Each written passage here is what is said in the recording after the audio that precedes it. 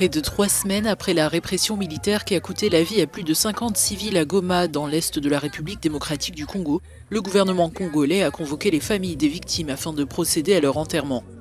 Les dépouilles des victimes de cette tuerie sont restées à la morgue d'un hôpital militaire durant une vingtaine de jours, mais en raison de la décomposition avancée des corps, la société civile avait pressé le gouvernement de procéder à une inhumation rapide. Nous demandons au gouvernement de veiller à ce que les criminels qui ont commis ces actes soient punis aussi sévèrement que possible par la justice de notre pays.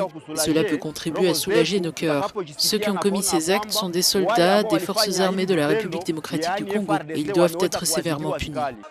Le 30 août, 4 émissaires de l'ONU avaient été désignés pour entamer des négociations entre l'armée et les manifestants lorsque les militaires ont soudainement ouvert le feu sur les fidèles désarmés. Reste à savoir s'ils ont exécuté un ordre ou s'ils ont agi de leur propre chef. Il y a un crime contre l'humanité. Il est établi, d'après tous les témoignages reçus à la cour militaire, que c'est la garde républicaine qui a perpétré ces crimes. Et l'article 165 de notre Constitution dit que lorsque le président de la République ou le Premier ministre sont auteurs, co-auteurs ou complices de violations graves et caractérisées des droits de l'homme, ils sont passibles de l'infraction de haute trahison. Lors de cette manifestation, plus de 140 civils ont été arrêtés pour participation à un mouvement insurrectionnel, association de malfaiteurs et meurtres. Le ministre de l'Intérieur, Peter Kazadi, a fait le déplacement lundi à Goma depuis la capitale, Kinshasa, située à plus de 2000 km, promettant de rendre justice aux proches des défunts. J'en appelle à la paix, au calme.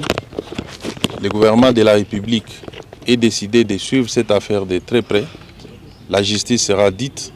Et s'il faudra réparer les dommages, le gouvernement s'en chargera. 6 militaires de la garde républicaine sont actuellement poursuivis pour crimes contre l'humanité. Au banc des accusés, le colonel de la garde républicaine, Mike Mikombe, dit avoir été induit en erreur par un ordre opérationnel présentant les adeptes de la secte comme des supplétifs des rebelles du M23 et de l'armée rwandaise.